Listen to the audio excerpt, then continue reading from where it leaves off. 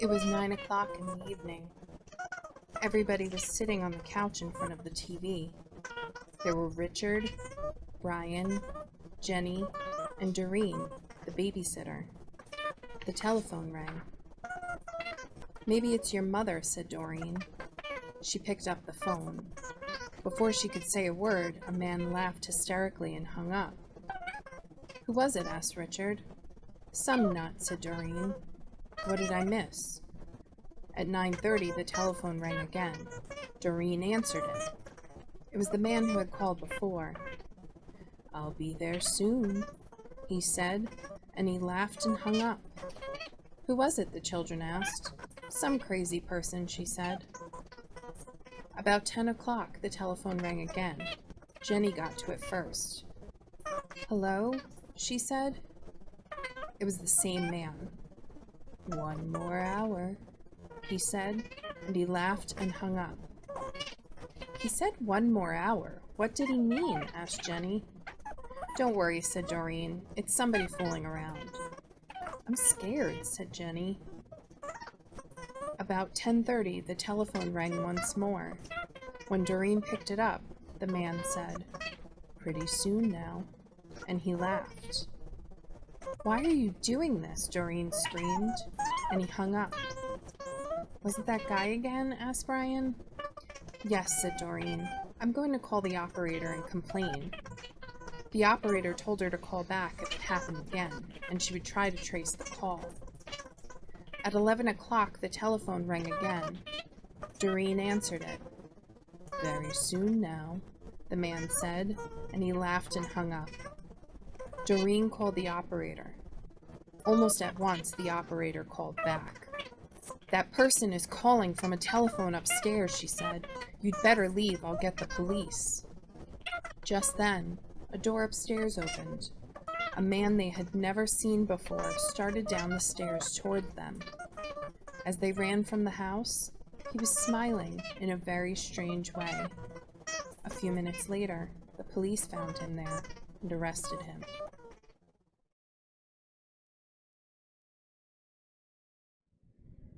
Like cat's eyes. As Jim Brand lay dying, his wife left him with his nurse and went to the next room to rest. She sat in the dark, staring into the night. Suddenly, Mrs. Brand saw headlights come rapidly up the driveway. "Oh no," she thought. "I don't want visitors now, not now." But it wasn't a car bringing a visitor.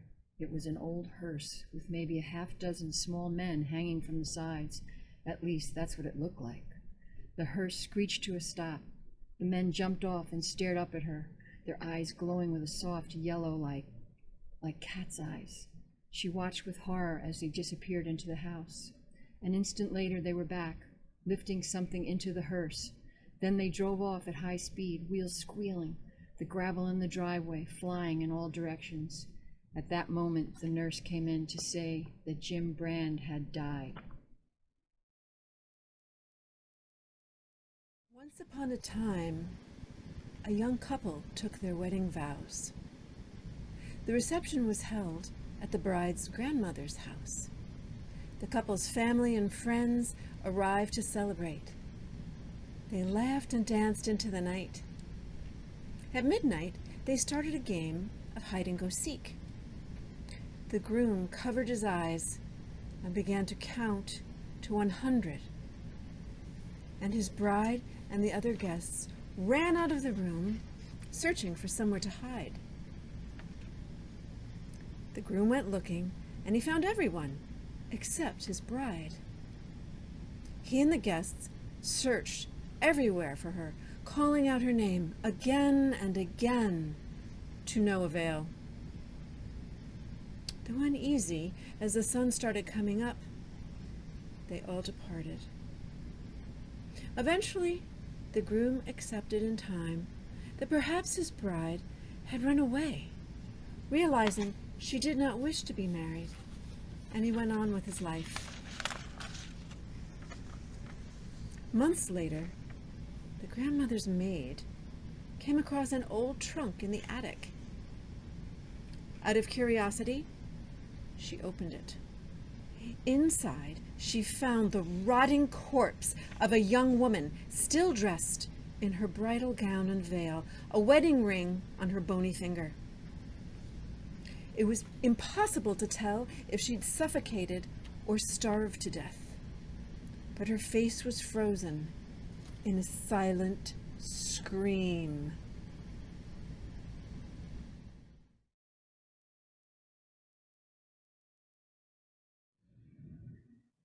The girl driving the old blue sedan was a senior at the high school. She lived on a farm about 8 miles away and used the car to drive back and forth. She had driven into town that night to see a basketball game. Now she was on her way home. As she pulled away from the school, she noticed a red pickup truck follow her out of the parking lot. A few minutes later, the truck was still behind her. I guess we're going in the same direction, she thought. She began to watch the truck in her mirror. When she changed her speed, the driver of the truck changed his speed. When she passed a car, so did he. Then he turned on his high beams, flooding her car with light. He left them on for almost a minute. He probably wants to pass me, she thought. But she was becoming uneasy. Usually she drove home over a back road. Not too many people went that way. But when she turned onto that road, so did the truck. I've got to get away from him, she thought, and she began to drive faster. Then he turned his high beams on again. After a minute, he turned them off. Then he turned them on again and off again. She drove even faster, but the truck driver stayed right behind her. Then he turned his high beams on again. Once more, her car was ablaze with light. What is he doing, she wondered. What does he want? Then he turned them off again. But a minute later, he had them on again, and he left them on. At last, she pulled into her driveway, and the truck pulled in right behind her. She jumped from the car and ran to the house. Call the police, she screamed at her father. Out in the driveway, she could see the driver of the truck. He had a gun in his hand. When the police arrived, they started to arrest him, but he pointed to the girl's car. You don't want me, he said. You want him. Crouched behind the driver's seat, there was a man with a knife. As the driver of the truck explained it, the man slipped into the girl's car just before she left the school. He saw it happen, but there was no way he could stop it. He thought about getting the police, but he was afraid to leave her. So he followed her car. Each time the man in the back seat reached up to overpower her, the driver of the truck turned on his high beams. Then the man dropped down, afraid that someone might see him. Happy Halloween.